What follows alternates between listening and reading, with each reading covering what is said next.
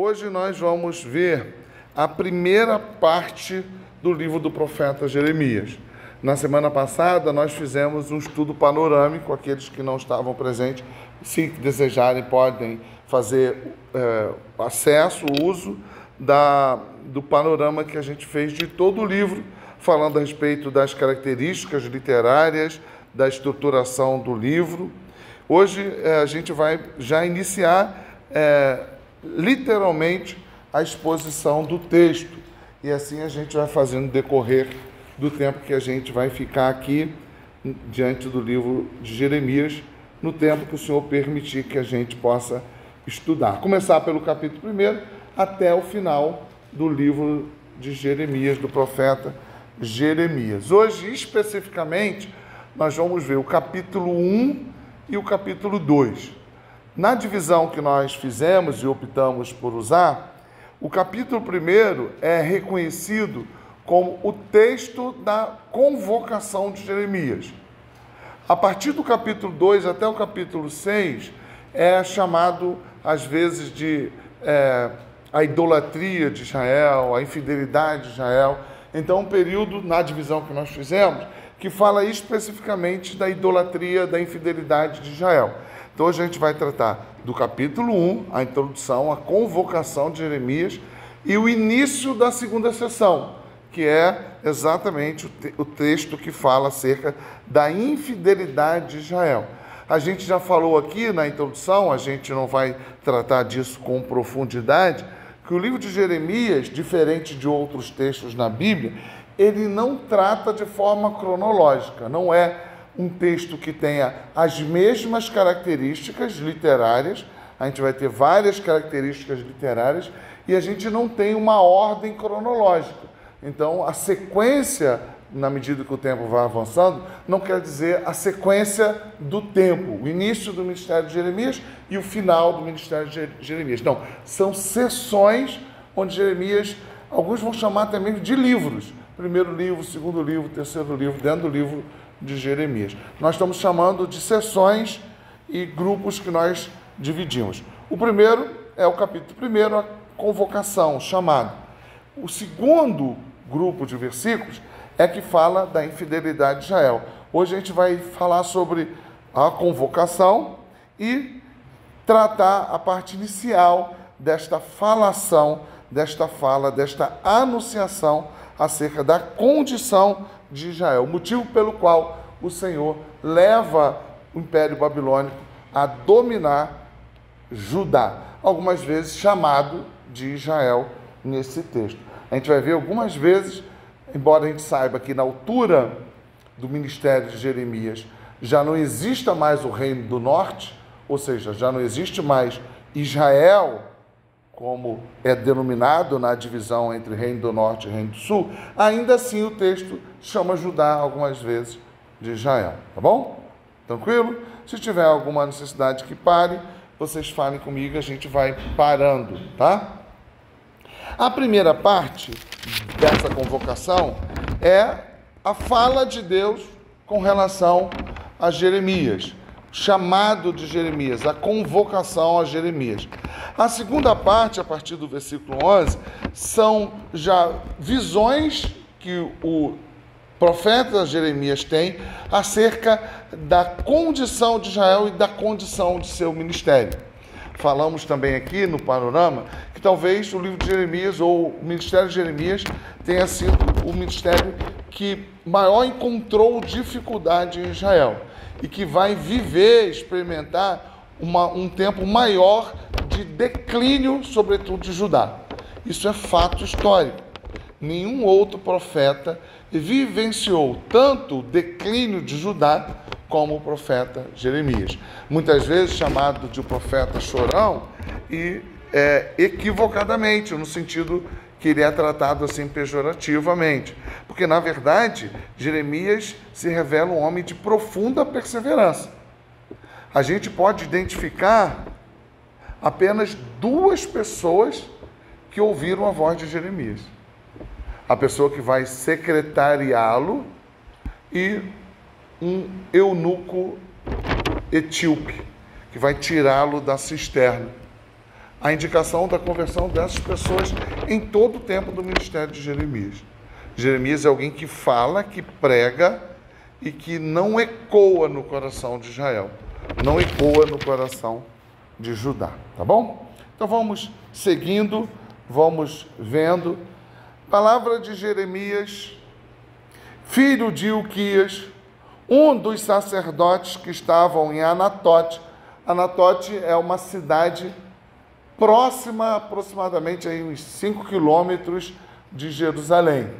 Alguns vão dizer, inclusive, que o fato de Jeremias não estar vivendo em Jerusalém faz com que a vida dele seja preservada.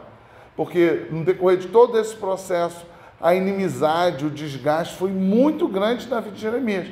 E até mesmo quando a invasão se dá, se Jeremias fosse alguém que estivesse ligado, morando especificamente em Jerusalém, talvez ele mesmo não resistisse. Então ele fala Judá, mas não está no centro político que é Jerusalém. Isso, de alguma forma, preserva ele nas relações políticas, preserva ele até mesmo no que diz respeito à invasão babilônica. Também o versículo 1 diz que ele é um dos sacerdotes que estavam em Anatote. Então, Anatote é uma cidade a noroeste, uns 5 quilômetros de Jerusalém, e ele é de uma descendência sacerdotal. E aqui no estudo da semana passada eu até lembrei a vida de João Batista, fazendo uma referência a João Batista, comparando, uma comparação com o ministério de Jeremias, que João Batista também é de uma linhagem sacerdotal. Então, palavra de Jeremias, filho de Ilquias, revelando a sua ascendência, um dos sacerdotes que estavam em Anatote, na terra de Benjamim. Entre as terras distribuídas desde Josué, existia sempre o serviço sacerdotal. É como fosse assim, os sacerdotes eram os responsáveis pelo ensino, não eram os profetas. É bom que a gente se lembre disso, né? Então, em cada região havia uma comunidade sacerdotal. Os sacerdotes, eles são divididos em Israel. Então, na tribo de Benjamim existia lá o serviço sacerdotal. É como se fosse a comunidade dos crentes, o serviço da igreja, o lugar de ensinar, o lugar de sacrificar, o lugar de fazer o ajuntamento. Então, assim se dava o processo dentro da estruturação do serviço sacerdotal. Sabemos, obviamente, que os sacrifícios principais eram feitos em Jerusalém, mas tinha o serviço nas regiões, nas tribos, feito pelos sacerdotes. Então, a ele veio a palavra do Senhor nos dias de Josias. E aqui, a partir do versículo 2, ele vai citar boa parte dos reis, ou dos reinos e dos reis, dentre os quais Jeremias esteve presente, a partir de Josias. Então, Josias é um período de reforma, Josias é um período de avivamento, mas depois de Josias, final do livro de 2 Reis, inicia-se um período, um processo de declínio espiritual. É o maior declínio espiritual que vai trazer resultados catastróficos para Jerusalém, para Judá, o maior declínio no período dos reis em Judá. E quem vai estar como profeta nesse período? Exatamente Jeremias. Então, o marco é, a partir de Josias, depois de Josias, declínio. E é exatamente o período do ministério de Josias. A ele veio a palavra do Senhor nos dias de Josias, filho de Amon e rei de Judá, no 13º ano do seu reinado. E também nos dias de Joaquim, filho de Josias, rei de Judá, até o fim do ano 10º de Zedequias, filho de Josias, rei de Judá, e ainda até o 5º mês do exílio de Jerusalém. Ou seja, desde Josias até o período do exílio.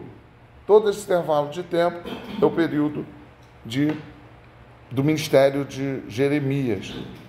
A mim veio, pois, a palavra do Senhor, dizendo, esta é uma forma de registrar que Deus estava falando. Eu tenho dito isso já há muito tempo aqui, que Jesus, dentre os profetas, é o único que fala sem esta mediação. Ele é o único que fala assim, diz o Senhor, porque é a voz do próprio Deus. Todos eles usam alguma expressão para mostrar que Deus está falando a eles ou por meio deles. A mim veio, pois, a palavra do Senhor dizendo: antes que eu te formasse no ventre, materno, eu te conheci. E antes que saísses da madre, te consagrei. E antes te constituí profeta às nações. Então, o que esse texto quer dizer? Duas coisas. Uma, que Deus, desde sempre, assim como também fez com João Batista, descreve isso, né? Antes dele nascer, Deus já havia designado Jeremias como profeta a Judá. Mas por que o texto fala às nações? Porque assim como vai acontecer por meio de Isaías, Jeremias também vai ser usado por Deus para profetizar às nações estrangeiras. E aí tem essa semelhança com o que vai acontecer na época de Isaías. Na época de Isaías, Deus vai usar sobretudo o Império Assírio para fazer juízo sobre Israel e também todos aqueles povos da antiguidade. Agora, Deus também vai fazer uso de uma nação, especificamente do Império Babilônico, mas a palavra de Deus também vai vir às nações.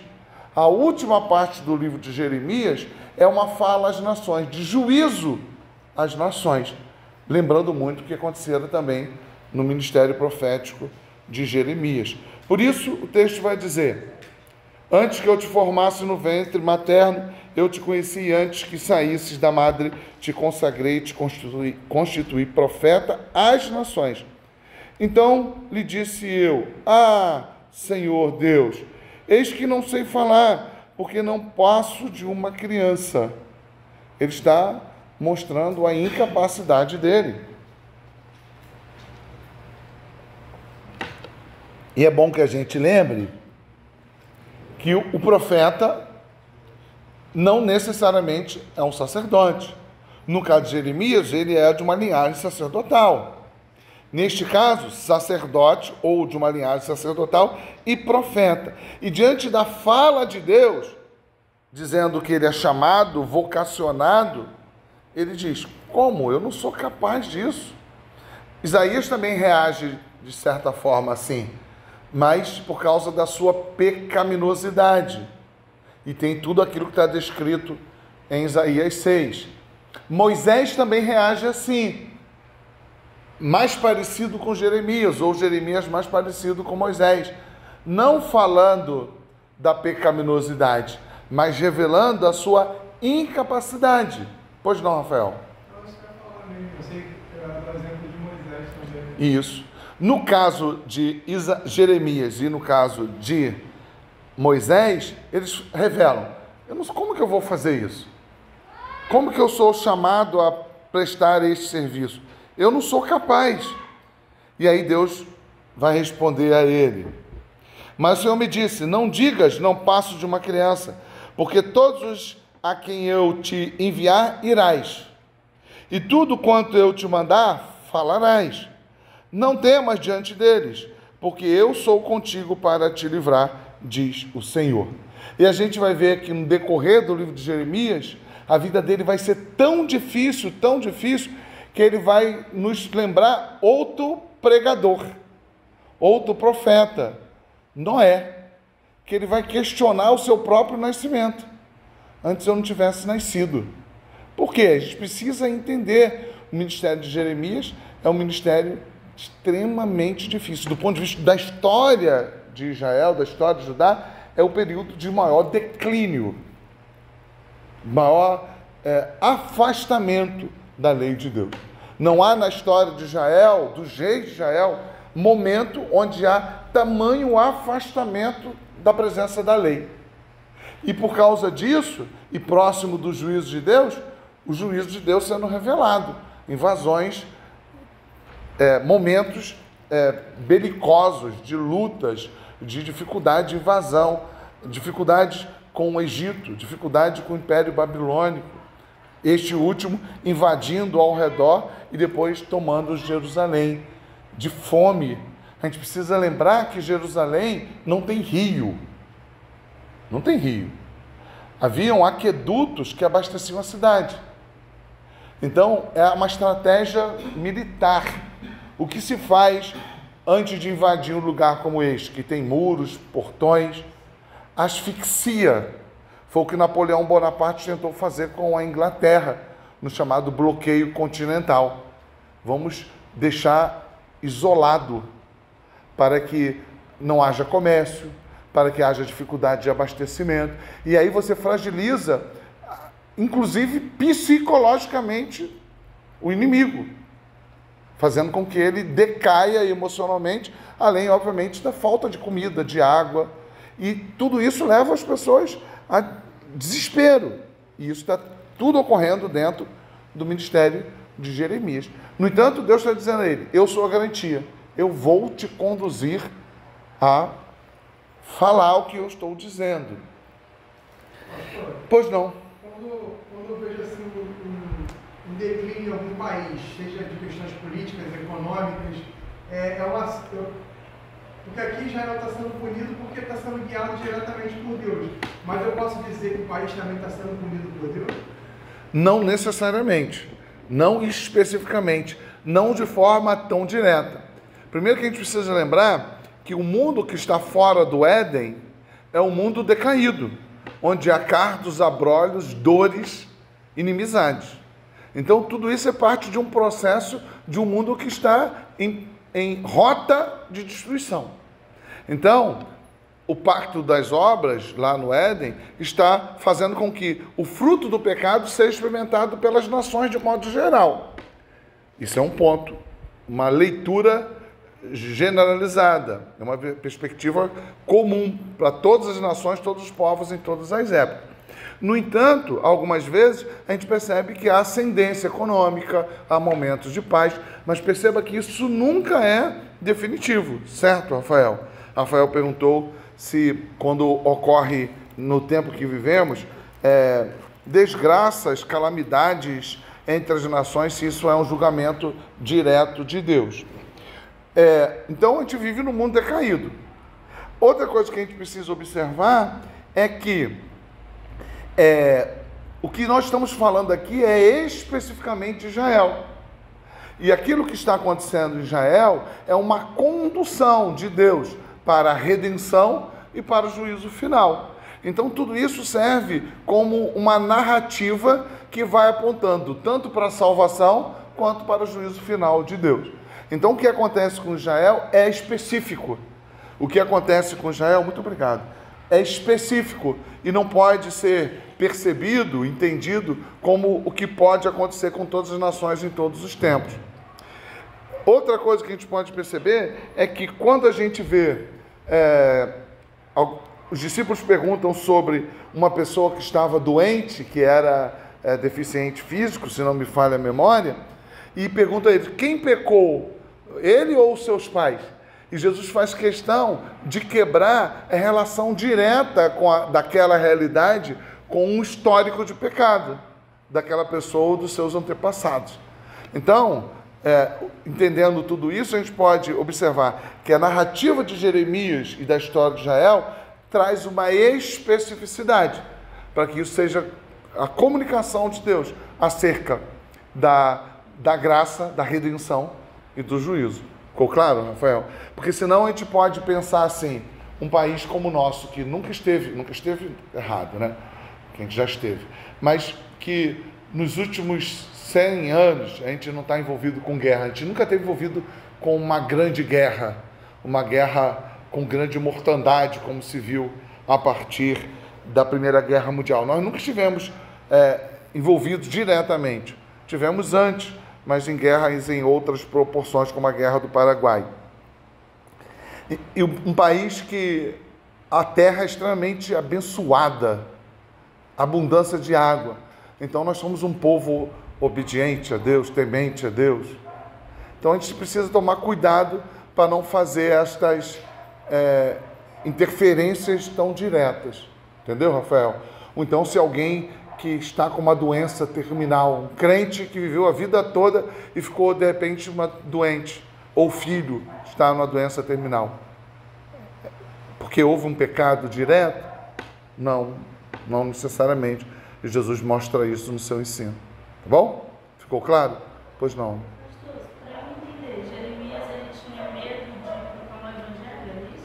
Sim, a proclamação do evangelho, das boas novas, sempre deve gerar em nós temor. Sempre. Toda vez que nós somos chamados a anunciar, ainda mais de forma sistêmica, devemos ter medo disso, algum tipo de medo. Mas em alguns momentos isso provoca pavor. A gente sempre deve entender que isso é uma responsabilidade muito grande e que nós mesmos não somos capazes de fazer isso. Há de se ter esta percepção a respeito de si mesmo. Mas em alguns momentos é da natureza que se haja mais temor.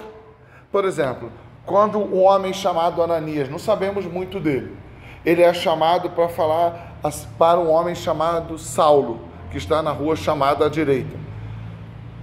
Ele se coloca em prontidão diante de Deus, eis-me aqui. Mas quando ele sabe que ele vai falar a Paulo, ele tem medo. Por quê? Porque Paulo perseguia os do caminho. Então, esse caráter, eu falei isso há 2 domingos atrás, ambíguo, é da nossa natureza. Nós temos no núcleo duro do nosso ser a certeza de que nada nos afastará do amor de Cristo Jesus. Aí vem a primeira dificuldade, o que a gente faz? Fica frágil, limitado, temeroso. Por quê? Porque as duas coisas são realidade em nós. O Espírito Santo certifica das verdades de Deus, mas nós somos seres limitados, frágeis, falíveis. Ok? E isso revela a condição de Jeremias. E Deus fortalece ele. E mais ainda, Melaine, que perguntou se ele tinha medo, né? Agora é só uma preocupação. Mais adiante, ele vai questionar Deus, porque ele vai entender. Eu estou passando tudo isso? Ele entende. É Deus que está fazendo tudo isso. Deus está fazendo tudo isso com Israel e eu estou no meio disso. O que o senhor quer comigo? O senhor quer me matar? Então por que o senhor não me matou antes? Por que não me matou no nascedouro? Ele entende. Peraí. Isso não é por um acaso, é Deus derramando juízo sobre Israel. Só que ele é de Israel também. Na medida que o povo está sofrendo, ele também sofre. Mas de alguma forma ele quis imputar a culpa em Deus? De alguma forma ele questiona Deus. E é essa ambiguidade que nós temos. E a gente vai ver no decorrer da história de Jeremias que isso está presente, que são chamados lamentos, as lamentações que a gente tem visto nos salmos. No mesmo salmo, ele fala: Senhor, o Senhor deixou de me ouvir? E termina o salmo: o Senhor é minha rocha, o Senhor é minha fortaleza. É a mesma pessoa na mesma canção, né? Da nossa natureza. Ok? Não temas diante deles, porque eu sou contigo para te livrar, diz o Senhor. Depois estendeu o Senhor a mão, tocou-me na boca, e o Senhor me disse: eis que ponho na tua boca as minhas palavras. E aqui tem uma coisa muito importante. Nenhum profeta é chamado a falar acerca do que pensa, do que acha, do que sentiu, do que viu, do que entende. Os profetas no Antigo Testamento, os profetas no Novo Testamento, os profetas de hoje, porque nós temos profetas ainda hoje, no sentido de proclamarmos a palavra de Deus, não de escrevermos, mas de proclamarmos, ele não pode falar o que ele pensa. Por isso, irmãos, é muito positivo que nós tenhamos esta prática tão negligenciada, portanto, de expormos o texto de forma sequencial, de forma expositiva. Porque nem todos os textos eu gosto, nem todos os textos me são agradáveis, nem todos os textos eu domino com a mesma facilidade. Mas eu sou obrigado a falar a palavra de Deus, o que o texto diz. Olha que hoje te constituo sobre as nações, de novo a ideia das nações. Isso é uma coisa que é muito importante, viu, irmãos? A igreja fala primeiro a quem? A palavra, olha as epístolas. As epístolas de Paulo foram aos incrédulos ou aos crentes? A igreja ou os incrédulos? A igreja. A igreja em Filipe, a igreja em Colossenses. João escreve aos irmãos, a igreja. Israel fala, os profetas, como Isaías, fala a Judá. Mas é a partir da igreja que o mundo ouve a lei de Deus e o evangelho. É a partir da igreja. A igreja é a caixa de ressonância para o mundo. Paulo, sempre que viajava, o que ele precisava fazer? O que ele procurava fazer? Estar entre os crentes ou entre os judeus, uma base, e a partir daí falar aos gentios. E é assim que a gente precisa fazer. Falar a partir da igreja ao mundo. Porque a igreja é o corpo de Cristo que ilumina o mundo. Claro, isso pode ser com 100 pessoas, 200 pessoas, 300 pessoas. Isso pode ser a partir da nossa vida particular, e deve ser, mas sempre a partir da igreja. Não existe ninguém fora da igreja que possa se identificar como igreja. Te constituo sobre as nações e sobre os reinos, para arrancares e derribares, para destruíres e arruinares, e também para edificares e para plantares. Declínio, e ele prega tanto o juízo quanto as boas novas. Veio ainda a palavra do Senhor dizendo: que vês tu, Jeremias? Respondi: vejo uma vara de amendoeira. Disse-me o Senhor: viste bem, porque eu velo sobre a minha palavra para cumprir. Aqui, a partir do versículo 11, nós temos duas visões. Uma referente a uma panela de fogo, não é a panela de fogo, a palavra, a expressão certa, uma panela no fogo, uma panela fervente, talvez essa palavra fosse melhor, uma panela no fogo, não é uma panela de fogo apenas, mas uma panela fervente, uma panela que arde, e uma vara de amendoeira. Existem algumas explicações ou possibilidades a respeito da ideia da vara primeiro. Duas são as mais usadas, ou a mais recorrente. Uma que fala a respeito do florescer da vara, em função da época, ou seja, a palavra do Senhor vai se cumprir assim como as estações estão em processo. Outra, porque sempre que a Bíblia fala de vara, fala de medição, de medida, de ortodoxia. E as duas coisas têm a ver com a palavra, porque ele está dizendo: a minha palavra vai se cumprir. Não sabemos precisar ou estabelecer com precisão o significado da vara de amendoeira. Com precisão não sabemos estabelecer. Mas uma coisa nós temos como precisão: ele está falando que a palavra dele não vai falhar. A palavra dele vai se cumprir. Podemos entender isso no próprio texto. Veio ainda a palavra do Senhor dizendo: que vês tu, Jeremias? Respondi: vejo uma vara de amendoeira, a que floresce na primavera. E a vara de amendoeira é a primeira a florescer dentre a flora, entre a vegetação comum daquela região. A vara de medir, a amendoeira, a primeira a florescer, a dar flores, a frutificar na primavera. Então veja uma vara de amendoeira. E aí vemos então o significado, pelo menos aquilo que fica evidente no texto. Disse-me o Senhor: viste bem. Ou seja, é isso mesmo, realmente é uma vara de amendoeira. Porque eu velo, ou seja, eu guardo sobre a minha palavra para cumprir.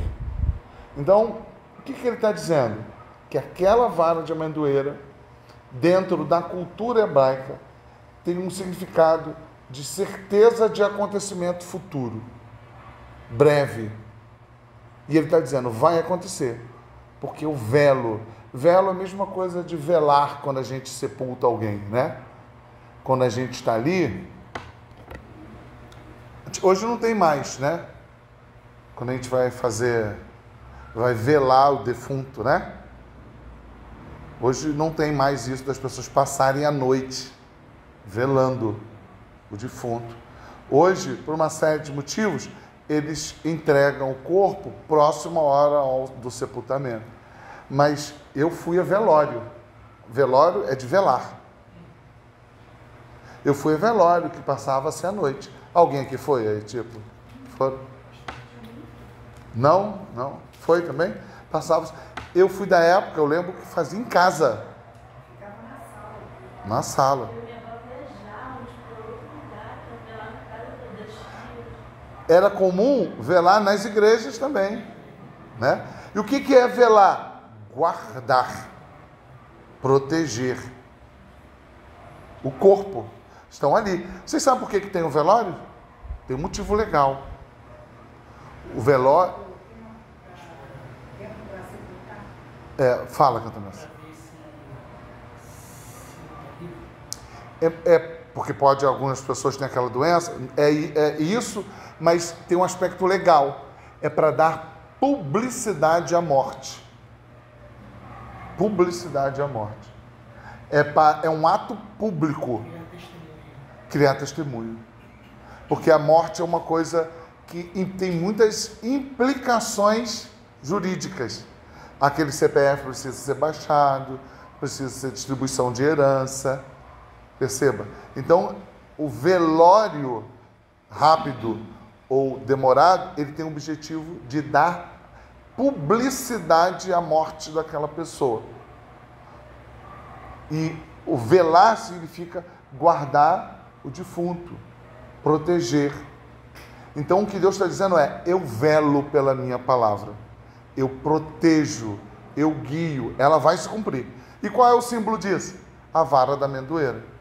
Mas tem um desdobramento disso, porque a palavra dele vai apontar para o juízo. E aí o desdobramento é o que diz a partir do versículo 13. Outra vez veio a palavra do Senhor, dizendo: que vês? E respondi: vejo uma panela ao fogo. O meu texto aqui, ele está melhor do que eu já vi em algumas outras traduções, que diz panela de fogo. E não é panela de fogo, porque panela de fogo é toda panela que pode ir ao fogo. Mas não é isso a ideia. É a ideia de algo escaldante, fervente. Ferver? Ah, que bom. Já é uma tradução mais atualizada. Isso. Por que é isso? Isso é semelhante ao derramar do fogo de Deus. Mas perceba, por que Deus, nesse texto aqui, não fala como tantas outras vezes que ele diz que vai derramar fogo? Por que ele está falando de uma panela? Porque a gente percebe que é algo muito específico que vai acontecer. Muito específico, de muito sofrimento. A gente tem relatos de mães que comeram os filhos. A gente olha o livro de Esdras e Neemias, a cidade toda destruída. E por que do sofrimento também se intensificar? Porque nesse processo, Judá, como Isaías já disse que não deveria fazer, vai para buscar auxílio no Egito. Isso dentro da construção, aí Rafa, da narrativa do juízo de Deus, Deus vai intensificar o seu juízo. E aí a panela fervente é uma morte que ela vai sendo sentida, dolorida, pesada, angustiante. Isso aí serve de forma pedagógica para os cristãos hoje também, né? O julgamento sobre Israel. Todo julgamento no Antigo Testamento aponta de forma cabal para o juízo final. Toda a promessa e vivência em abundância aponta, e para as curas, apontam para a salvação eterna em Cristo Jesus.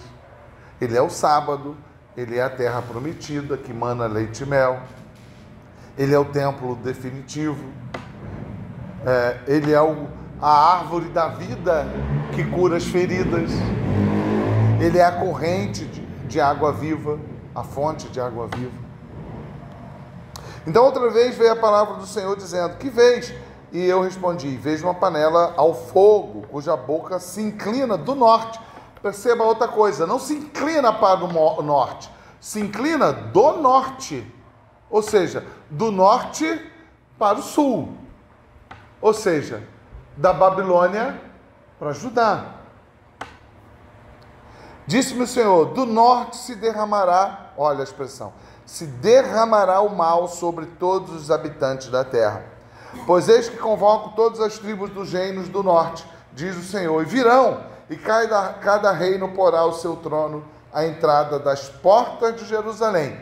E aqui a porta, vamos sempre lembrar, porta significa região limítrofe, entrada, portal, mas também a porta da cidade é o lugar como se fosse o fórum, é o lugar do julgamento, dos encontros, das discussões, muitas vezes dos julgamentos e decisões políticas. Lembra o que o filho de Davi fez? Ficou na porta, porque ali as pessoas traziam as questões e ele julgava querendo substituir o rei. Ok? A gente vai lembrar de outro personagem também que ficava à porta, em Gênesis, que revela que ele era uma pessoa importante da família de Abraão, Ló. A porta de Sodoma e Gomorra, que revela um papel de nobreza, de importância. A entrada das portas de Jerusalém, contra todos os seus muros em redor, e contra todas as cidades de Judá. Cidade de Judá, entre as quais Jerusalém, entre as quais Anatote de Jeremias. Várias cidades compunham Judá, e a mais importante é a capital, Jerusalém. Pronunciarei contra os moradores destas as minhas sentenças, por causa de toda a malícia deles. Aí, Rafael, a ideia do juízo. Pois me deixaram a mim e queimaram incenso a deuses estranhos e adoraram as obras das suas próprias mãos. Tu, pois, Jeremias, né? Cinge os lombos, dispõe-te e dize-lhes tudo quanto eu te mandar. Aqui é outra coisa importante. Não é o que você quer. Jeremias vai ser perseguido, vão tentar matá-lo. Não é o que você quer dizer, é tudo. A gente é obrigado a anunciar toda a verdade de Deus, não parte. Porque, volto a dizer, qual é o perigo do sermão temático? O sermão temático, ele pode ser expositivo, alguém pode escolher um tema e expor ele precisamente. Mas qual é o perigo? O perigo é que você vai escolher temas de acordo com a sua vontade. Fora que o sermão expositivo sequencial me traz uma ideia de humildade perante a Escritura, de você se curvar à narrativa da Bíblia, você fazer exegese, se curvar, você se esforçar, se esmerar a ensinar o que a Bíblia está dizendo, parte por parte. Por isso, o Rafael está falando que expor de forma sequencial e expositiva revela humildade, é verdade. Por isso a gente procura no currículo que nós temos, junto com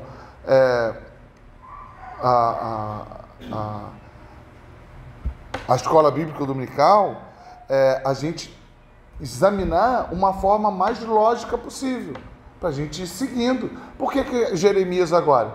Tem uma lógica, porque você está seguindo o escopo, basicamente, ou a partir da própria divisão da Bíblia, ou temporal. Então você está seguindo uma lógica, que nunca vai ser perfeita. Até a própria organização da Bíblia que nós temos, ela é diferente da organização judaica. E algumas vezes você precisa ir e voltar. Mas alguma lógica, alguma estruturação pedagógica para que não seja o samba do crioulo doido. Hora você dá num lado, outra hora você dá no outro. E assim, olha, a gente faz referência, como já fizemos a Isaías. Não pode ser solto assim. Tem que ter uma estrutura, né? Evita até que a personalidade do pregador seja enaltecida, né? Porque quando o pregador prega de forma temática, ele escolhe ali o que a personalidade dele está sendo exaltada. Evita todos os erros, ou evita muitos erros, né? No que diz respeito à organização do ensino, né? Tu, pois, cinge os lombos, dispõe-te e dize-lhes tudo quanto eu te mandar. Não te espante diante deles, para que eu não te infunda espanto na sua presença. Ou seja, não fuja, não desanime, não fique amedrontado. Eis que hoje te ponho por cidade fortificada, por coluna de ferro e por muros de bronze. Ou seja, Jerusalém vai cair, mas a minha palavra não. E eu vou te conduzir até o final. Quando é o final? Até quando Deus quiser. Jerusalém cai, mas você não. Contra todo o país, contra o rei de Judá, contra os seus príncipes, ou seja, todos vão ficar contra Jeremias. Todos. Volto a dizer, há registro de 2 pessoas convertidas. 2 pessoas convertidas em décadas de ensino. É difícil, né? É desanimador. Se fossem 2 pessoas convertidas, mas ninguém quer matar ele, estou tocando a minha vida, estou vivendo. Mas 2 pessoas convertidas e as pessoas querendo matar ele. E 2 pessoas convertidas, as pessoas querendo matar ele e as nações vizinhas entrando em Jerusalém e as pessoas morrendo.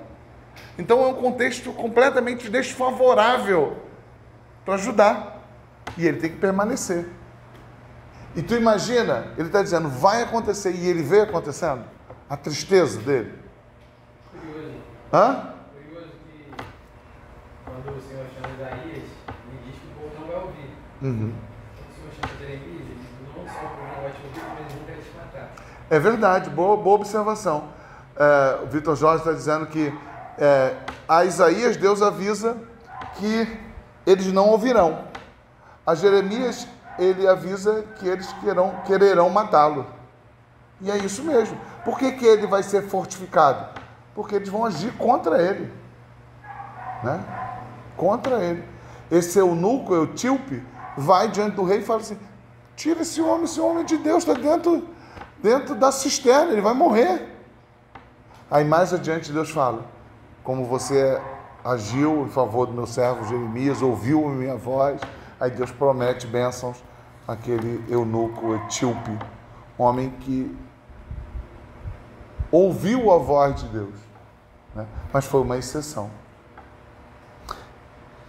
Pelejarão contra ti, versículo 19, último do primeiro capítulo, pelejarão contra ti, mas não prevalecerão, porque eu sou contigo, diz o Senhor, para te livrar. Agora é interessante, né? Do norte vai vir alguém para destruir Israel. Israel luta contra Jeremias. Interessante, né? E outra coisa, irmãos, que a gente vê, né? Nunca foi e nunca será fácil ser igreja. Nunca foi e nunca será.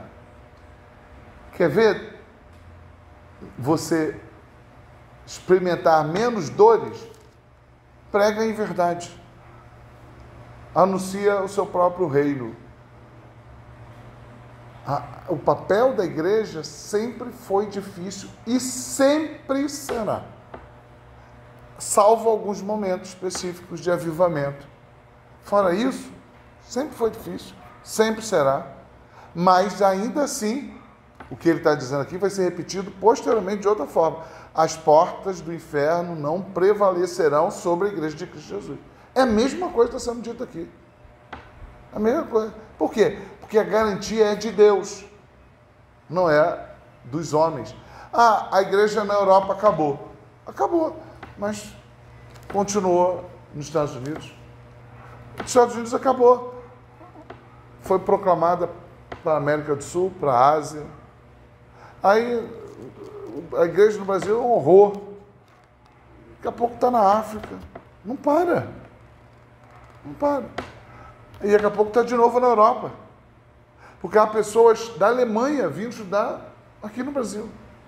Eu conheci alguns alemães vindo estudar aqui no Brasil, no Palavra da Vida. Tu pensa isso? Alemães vindo estudar no seminário do Brasil. É incrível isso, né? É um ciclo. Onde foi a reforma protestante, estão agora vindo para o Brasil para voltar. E muito do que é a igreja no Brasil é o que foi resultado, fruto dos Estados Unidos, que é fruto do processo da reforma. E agora volta, retroalimenta, mas não morre. Não morre. A França, hoje, a gente viu isso, né?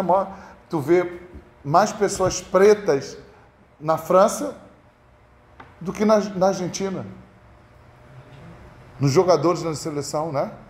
A gente poderia explicar isso de forma mais delongada, porque esse processo de embranquecimento na Argentina, que também foi tentado no Brasil em dado momento. Mas por que a França tem tanto? A presença africana é fortíssima. O país da Europa que mais tem muçulmano é a França. A diferença acabou. Eu conheci um casal de missionários que estava indo para o norte da Itália. Norte da Itália tem menos cristãos protestantes, perceba, Europa, do que em muitos países muçulmanos. Aí pensa assim, pregar o evangelho na Itália? Também quero ir, né? Vai lá. Rejeição ao evangelho. O povo não quer saber. Não quer. E é assim. Nunca foi fácil, nunca será.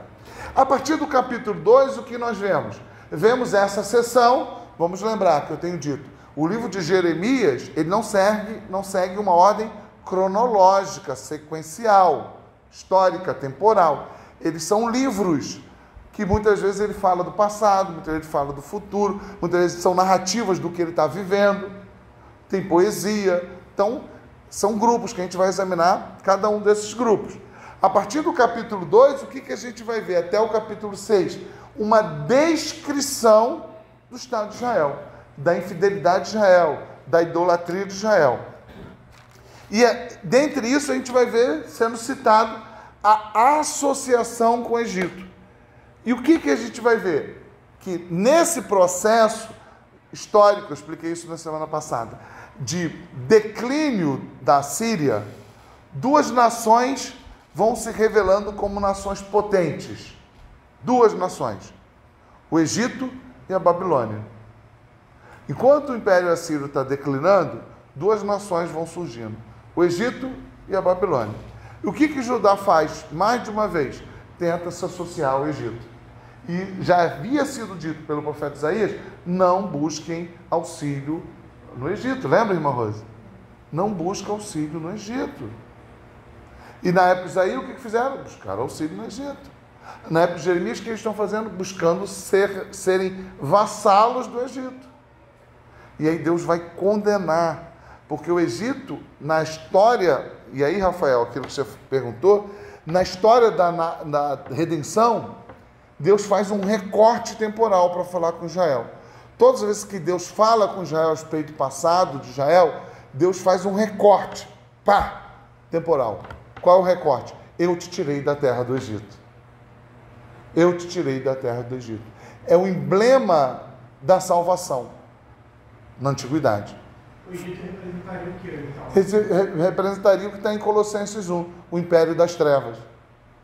Porque ele é claramente tipificado inimigo de Israel. E não só isso, ele é, assim como Babilônia Grande, reconhecidamente politeísta. Idolatria. E Deus está falando, obedeça a minha lei. Eu sou a garantia. E o que eles estão vendo? Quem é mais poderoso para me salvar? É o pragmatismo. A gente precisa encher essa igreja. Então vamos fazer aqui, domingo que vem, a gente vai ter aqui cura e milagres. A gente vai revelar CPF, essas coisas todas. Vai encher de gente. Vai encher de gente. Isso essa prática, por exemplo, derrubou as igrejas pentecostais na década de 80. As igrejas pentecostais não eram o que são hoje. Elas foram altamente influenciadas pelo movimento neopentecostal. E aí elas adotaram as mesmas práticas das igrejas neopentecostais e depois as igrejas históricas também. Por quê? Encher a igreja. E os líderes preocupadíssimos, as pessoas estão indo embora, precisa fazer alguma coisa. E aí começa a inventar, afasta-se da palavra. E aí o que acontece? Você preserva a assistência, aumenta o número de pessoas, mas de uma visão pragmática. A gente pode fazer isso, pensar isso no âmbito fora da igreja, na nossa vida profissional. Pô, mas se eu não fizer isso, o meu chefe, como vai fazer? Vai ficar. Se eu não fizer isso, como que eu vou ficar? Como eu vou ficar diante dos meus amigos? Como eu vou ficar no trabalho? Então, você acaba cedendo a uma visão pragmática, aquilo que pode te trazer algum resultado prático. Fora quando o evangelho também é interpretado de forma meramente cultural, né? De atuar na cultura, o mandato cultural mal interpretado, né? De atuar na cultura e esquecer da pregação do evangelho. Quando isso se dá de forma pragmática, é outro problema. Não, a gente precisa dialogar com a cultura para alcançar. A gente precisa dialogar com a cultura porque a gente é parte integrante desse mundo. E a gente precisa mesmo. A igreja não pode viver de forma ilhada. Mas se o objetivo é adicionar algum tipo de combustível ao evangelho, não tem nenhum valor, nenhuma relevância. O evangelho não precisa ser aditivado. E aí, voltemos, né? Vamos para a segunda parte. Voltemos para o texto. A segunda parte é um pouquinho maior, mas vocês vão ver que eu vou poder ler de forma contínua, porque há mudança, a variação, mas a ideia é a mesma, a idolatria. E Deus vai explicando nesse primeiro capítulo, essa seção desses 6 capítulos, 2, 3, 4, 5, 6, 5 capítulos que falam a respeito da caracterização da infidelidade de Israel. A mim veio a palavra do Senhor dizendo: vai e clama aos ouvidos de Jerusalém. Assim diz o Senhor: lembro-me de ti, da tua afeição, quando eras jovem, e do teu amor, quando noiva, e de como me seguias no deserto, numa terra em que não se semeia. Perceba, já fez um recorte temporal. Qual é? Opa, eu lembro quando você vivia dependente de mim no deserto, e eu te guiava com uma coluna de fogo, que te dava frescor com uma coluna, uma nuvem, que te fazia cair a você pão do céu. Eu lembro dessa época, e você me seguia. Quando eu te apresentei a minha lei, é um recorte, sempre é esse. Então já era consagrado ao Senhor, e eram as primícias da sua colheita. Todos os que o devoraram se faziam culpados. O mal vinha sobre eles, diz o Senhor. Ou seja, eu estava ali cuidando de vocês e ninguém podia se achegar.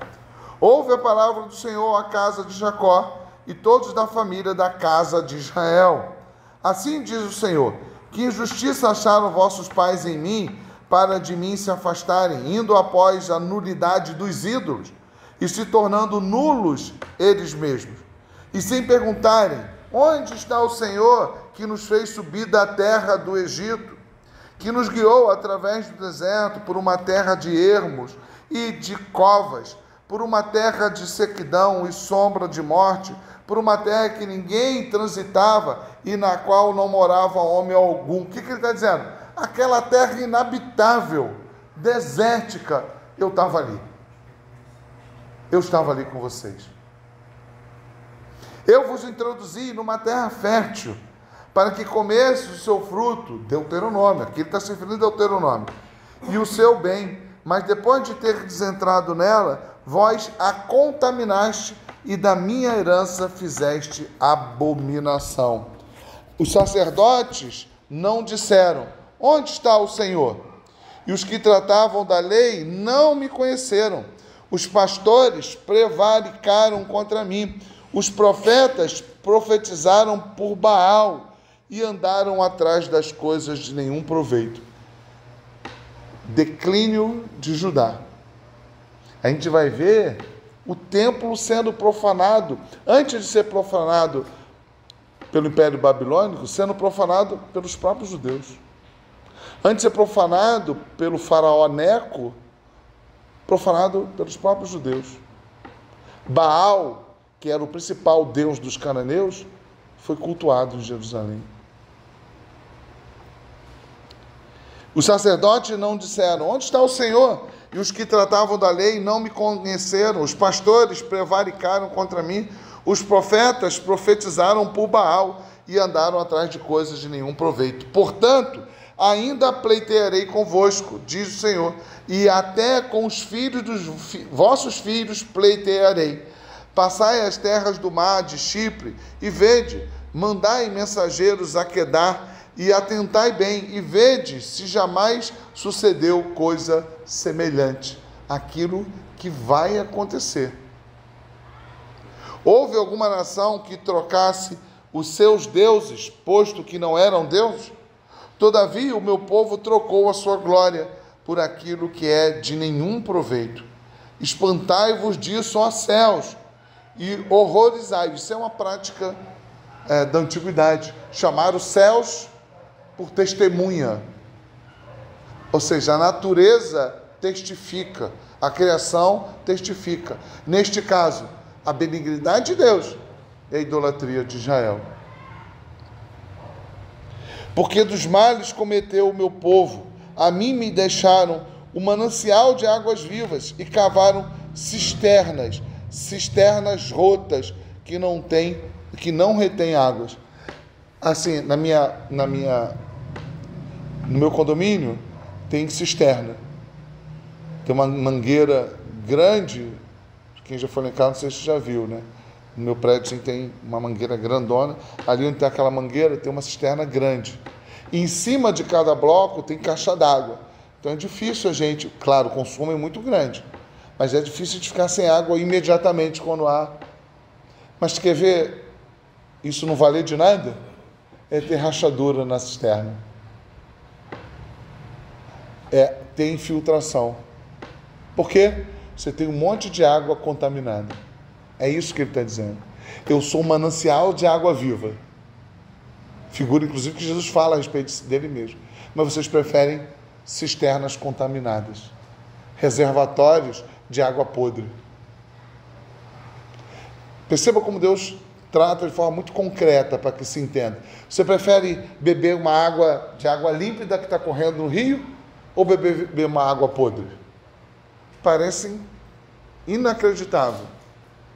Mas nós, vendo-nos como igreja no Antigo Testamento, nós muitas vezes preferimos águas podres. Incrível isso, né? Em algum nível, todos nós, né? Em algum nível, todos nós. E em algum momento da história, mais. Em algum nível, todos nós, porque a gente não consegue cultuar e beber da lei de Deus de forma contínua e absoluta, porque preferimos o pecado. Quando nós preferimos o pecado, preferimos cisternas rotas. Em algum nível, todos nós. E é incrível isso, né? O nível de contaminação da nossa mente e do nosso coração. Acaso é Israel escravo ou servo nascido em casa? Por que, pois, veio a ser presa? Pô, mas ainda não tinha sido presa. Ele está falando uma voz profética do que vai acontecer.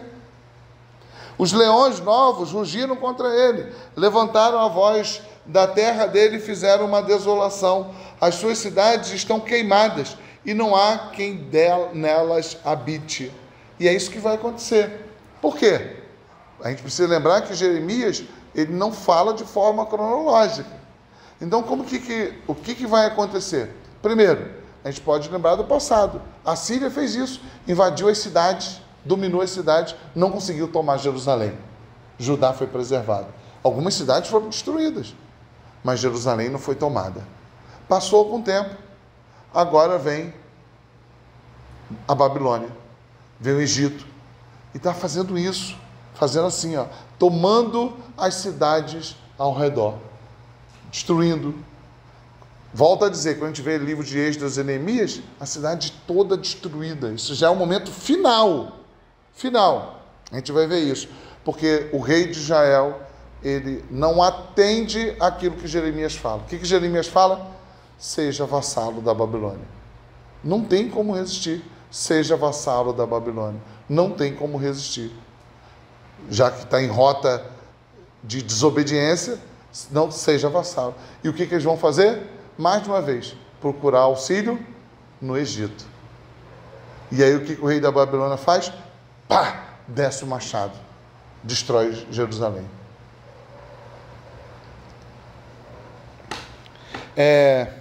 Aonde eu parei, por favor? 15. Os leões novos rugiram contra ele, levantaram a voz da terra dele e fizeram uma desolação. As suas cidades estão queimadas e não há quem nelas habite.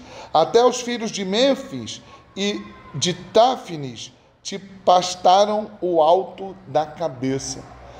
O que é Mênfis e Táfnis? Cidades importantes do Egito. Ou seja, te pastaram a cabeça. Imagina que a cabeça de Israel é pasto. Cabelo é pasto, ou seja, te trataram como nada. Até o Egito te dominou. Por quê?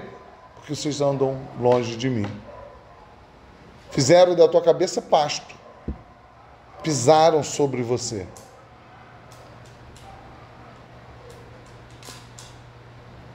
Mênfis e Táfnis te pastaram o alto da cabeça. Acaso tudo isto não te sucedeu por haveres deixado o Senhor teu Deus quando te guiava pelo caminho? Agora, pois, que lucro terás indo ao Egito para beberes águas do Nilo? Por que foi buscar ajuda no Egito? Ou indo à Síria para beber águas do Eufrates? A tua malícia te castigará e as tuas infidelidades te repreenderão. Esse é o tema desse grupo de versículos 2, 3, 4, 5 e 6. A infidelidade de Israel. Sabe, pois, e vê que mal e quão amargo é deixares o Senhor teu Deus e não teres temor de mim, diz o Senhor dos exércitos. Ainda que muito quebrava eu o teu jugo e rompias das tuas ataduras, dizias tu, não quero servir-te. Pois em todo o outeiro alto, lugar, montanhas, as montanhas, os montes, onde se fazia culto a Deus, mas também culto pagãos, debaixo de árvores, lugares onde se era levantado ídolos. Desde a antiguidade se busca fazer altares e templos e ídolos em lugares altos. Isso é desde a antiguidade. Muita gente não sabe, mas quem já viu quadros, imagens antigas de Campo Grande, a igreja de Nossa Senhora do Desterro é numa montanha, é num alto. É porque hoje a gente não percebe mais. Um alto. Dá para perceber, não. Mas ela foi escavada pelas ruas Cesário de Melo. Cesário de Melo corta parte desse monte. Se você olha lá, da linha férrea até a Nossa Senhora do Desterro, o calçadão é assim, ó. Nossa Senhora do Desterro vai subindo. É um monte. Em Campo Grande, que é de uma família bem antiga de Campo Grande. E tem as fotos. Aham. Tem as fotos. Assim, tem a foto da igreja, tem a foto do calçadão, tem o calçadão Alto. Por isso que Isaías 2 diz que de Jerusalém vai ter o trono que está no cimo, sobre todos os outros montes. O que é isso? Todos os outros governos, todos os outros cultos, né? Que trono é esse? O trono de Jesus. Revela todo o poder, majestade e soberania daquele que virá. Então, ele vai dizer, não quero servir-te, pois em todo o outeiro alto e debaixo de toda árvore frondosa, esse lugar da árvore frondosa é lugar dos cultos pagãos. Te deitavas e te prostituías. Prostituir infidelidade adultério, são palavras repetidas nesse grupo de versículos. Eu mesmo te plantei como vide, excelente da semente mais pura. Como, pois, te tornaste para mim uma planta degenerada, como de vide brava? Pelo que ainda te laves com salitre e amontue potassa, continua a mácula da tua iniquidade perante mim, diz o Senhor Deus. Como pode dizer, não estou maculada, nem andei após Balaíns? Vê o teu rosto no vale, reconhece que fizeste dromedária nova de ligeiros pés, dromedária nova, camelo, né? Camelo novo, de ligeiros pés, que andas zigue-zagueando pelo caminho, jumenta selvagem, acostumada ao deserto, e que no ardor do cio sorve o vento. Quem a impedirá de satisfazer o seu desejo? Então Deus está dizendo que Judá é como uma camela, como uma jumenta no cio, desequilibrada, seguindo seus próprios desejos. Palavras duras. Quem impedirá de satisfazer ao seu desejo? Os que a procuram não têm de fatigar-se. No mês dela a acharão. Guarda-te que os teus pés andem desnudos e a tua garganta tenha sede. Ou seja, Deus está dizendo tudo isso. Mas tu dizes, não, é inútil. Simplesmente parece Caim diante de Deus. Que tenho eu com meu irmão? Não quero. Porque amo os estranhos e após eles me irei. Perceba que a ideia da prostituição, da idolatria está muito presente aqui. Do adultério, da infidelidade, da prostituição, está muito presente. Eles vêm e te chamam, e tu fala, diante de mim que estou te dando amor. Não quero ir após eles. É a ideia da prostituição. Eu não quero uma fidelidade contigo, eu quero andar com eles, as nações, os deuses, vizinhos. Como se envergonha o ladrão quando o apanham, assim se envergonham os da casa de Israel. Eles, os seus reis, os seus príncipes, os seus sacerdotes, os seus profetas. O que Jeremias está dizendo? É um declínio representado pelos sacerdotes, pelos reis, pelos profetas. É um declínio que o povo vive, mas que tem uma representação na sua liderança. É uma liderança longe de Deus, afastada da lei, que dizem a um pedaço de madeira. Mais adiante Jeremias vai desenvolver isso. Tu és meu pai, e a pedra, tu me geraste, pois me viraram as costas e não o rosto, mas em vindo a angústia, dizem, levanta-te e livra-nos, e a angústia virá. E a angústia virá. Chamam pedaço de madeira de pai, pedra de mãe, mas quando vier a angústia, me dão as costas ao invés da face.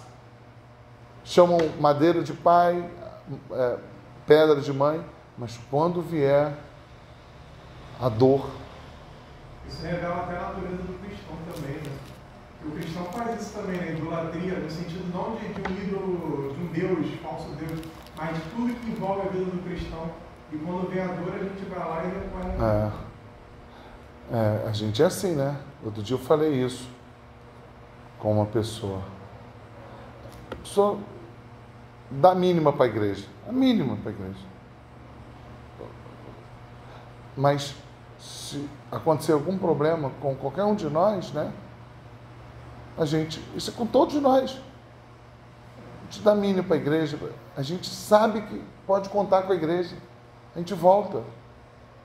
A gente é assim. É a história do filho pródigo. A gente é assim. Eu não quero saber da igreja, não quero saber dos irmãos, não quero. Mas se der ruim, a gente vai para a igreja. A gente pede oração. Às vezes até mais com a família. A gente vai para a igreja, a gente quer oração, a gente pede ajuda. Mas todos nós somos assim, né? Em maior ou menor escala. Eu não quero orar. Aí O filho fica doente. Rapidinho você quer orar. Rapidinho você quer orar. A gente é assim.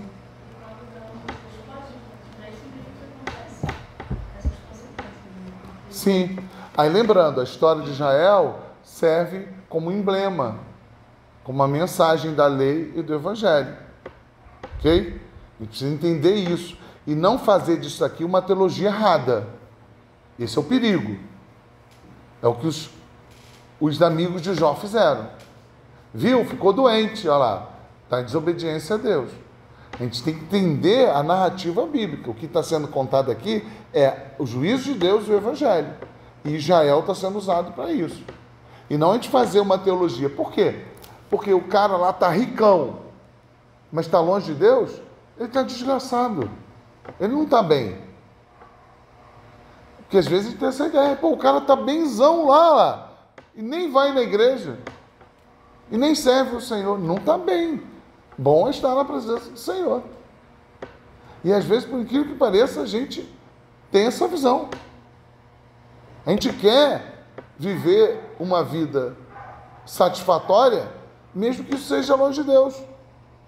O que o salmista diz no Salmo 23? O Senhor é meu pastor e nada me faltará. Então, não há nada comparado a estar na presença de Deus e ter certeza do que nos aguarda no Senhor. Isso é o maior benefício. E a gente tem que tomar cuidado para entender isso aqui, porque isso aqui é verdade, é juízo de Deus, é a proclamação da profecia de Deus, mas de não fazer uma teologia que exclui o Evangelho. E dizer que todos que estão passando por alguma doença, alguma aflição, é resultado direto, foi o que os amigos de Jó fizeram, e Deus reprovou a teologia dos amigos de Jó. Mas assim, o sentido de se afastar da igreja de Deus, isso tem consequências, o cara vai sofrer. Claro, espiritualmente, emocionalmente, no âmago a gente sabe, mas aos olhos de todo mundo, alguém que está andando longe de Deus pode estar muito melhor do que alguém que está aqui dentro, firme na presença do Senhor. O que aconteceu com o cara? O cara está lá, bonzão, está andando de lancha, comprou uma casa nova e eu estou aqui. E ele não quer mais saber de Deus. Então tem que tomar cuidado para a gente não fazer uma teologia errada. Por quê? Porque bom é estar na presença de Deus, independente das circunstâncias. O que virá já tem a ver com a ideia de estar longe de Deus. Quer ver, Melaine, uma coisa? Qual é o maior castigo do inferno? Qual é o maior sofrimento do inferno? É o quê? A ira de Deus? Fala, você falou, Pablo? A distância de Deus. É viver com a certeza e a consciência, não há solução, não há regresso. Na realidade, nunca ninguém na história experimentou isso. Só os que morreram. Sempre houve a igreja, né? Sim. Que foi um instrumento de Deus para abençoar com uma graça comum os outros que não são. Mas haverá um momento que essas pessoas sofrerão de uma forma, e por mais que haja sofrimento físico, e a Bíblia nos indica que haverá, cara, nada é pior do que estar longe de Deus. É Deus que está falando aqui. Perceba, isso tudo é forma didática de dizer, você está longe de mim. Volto a dizer, assim como estar na terra que emana leite e mel, não é o maior dos benefícios. O maior benefício é estar na presença do Senhor, a certeza. Cara, eu ia viajar com a minha mãe em janeiro de 2020 e ela morre em dezembro de 2019. Ela completou 80 anos naquele outubro. E eu disse no sepultamento dela, que bom, eu ia fazer uma viagem com ela, mas ela agora está fazendo uma viagem melhor. Perceba? Nada aqui de bom se compara ao que nos aguarda. Mas também, nenhum sofrimento aguarda o sofrimento que aguarda aqueles que não têm Cristo. É isso que o texto quer mostrar. E esse sofrimento é sofrimento mesmo, é dificuldade mesmo. Mas ele tem uma teologia que está sendo construída. E não é essa teologia legalista que muitos querem aplicar. Viu? Pô, Neymar é um cara muito santo. Eu vi outro dia, não sei se é verdade, que o Mbappé ganha 30 milhões por mês. por mês. 30 milhões por mês, você já pensou? Acho que é de reais. Você já pensou isso, irmãos? Então, o que vale isso? Nada. Nada. Se não fosse isso verdade, a gente não veria essas pessoas sofrendo angústias da alma, porque aí não tem dinheiro que cumpra o seu papel. Nós às vezes sofremos angústias da alma, depressão e tal, e vem aquela vontade de se isolar, de chorar, de uma coisa terrível. E pensar que o inferno vai ser muito pior que isso. Com certeza. Vamos fazer a leitura final e a gente conclui, né? O nosso tempo esgotou-se. Versículo 28, acho que foi aí que eu parei. Onde, pois, estão os teus deuses que para ti fizeste, eles que se levantem, se te podem livrar no tempo da tua angústia? Porque os teus deuses, ó Judá, são tantos como as tuas cidades. Por que contendeis comigo? Todos vós transgrediste contra mim, diz o Senhor. Em vão castiguei os vossos filhos. Eles não aceitaram a minha disciplina. A vossa espada devorou os vossos profetas como leão destruidor. Ou seja, eles mataram os que anunciaram antes. Ó, que geração! Considerai vós a palavra do Senhor. Porventura tenho eu sido para Israel um deserto? Ou uma terra da mais espessa escuridão? Porque, pois, diz o meu povo, somos livres, jamais tornaremos a ti. Ele está falando tudo isso, o povo está dizendo, não precisamos de Deus, jamais tornaremos a ti. Acaso se esquecem a virgem dos seus adornos, ou a noiva do seu cinto? Todavia o meu povo se esqueceu de mim por dias sem conta. Como dispõe bem os teus caminhos para buscares o amor, pois até as mulheres perdidas os ensinaste. Nas orlas dos teus vestidos se achou também o sangue de pobres inocentes. Opa! Os profetas, os homens de Deus foram perseguidos e mortos, e o povo que sofreu pela corrupção dos governantes. Não surpreendido no ato de roubar, apesar de todas essas coisas, ainda diz, estou inocente, certamente a sua ira se desviou de mim. Eis que entrarei em juízo contigo, porquanto dizes, não pequei. Que mudar leviano é esse dos teus caminhos? Também do Egito serás envergonhada, como foste envergonhada da Síria. Também daquela sairás de mão na cabeça, porque o Senhor rejeitou aqueles em quem confiaste, e não terás sorte por meio deles. Esse é o primeiro capítulo e o segundo do livro do profeta Jeremias.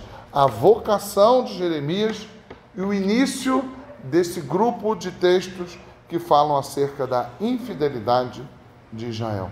Senhor, muito obrigado pelo tempo que passamos juntos aqui diante da Tua palavra viva, eficaz. Palavra que nos exorta, que nos consola, que fala do Teu juízo, mas fala do Teu evangelho, da Tua graça e da Tua misericórdia. Possamos sair daqui pensando, refletindo sobre a Tua palavra, sobre o Teu ensino, sobre a Tua lei santa, e suplicamos ao Senhor que o Senhor nos faça andar nela para o louvor da Tua glória, porque sabemos, Senhor, que não podemos obedecê-la por nossos próprios méritos. Não podíamos e não podemos. Então clamamos ao Senhor, ajuda-nos, Senhor. Mas também te agradecemos, porque o Senhor nos salvou pelos méritos de Cristo Jesus. Ajuda-nos a continuarmos fiéis na proclamação da Tua palavra, mesmo que soframos, Senhor, algum tipo de dano, que o Senhor nos fortaleça.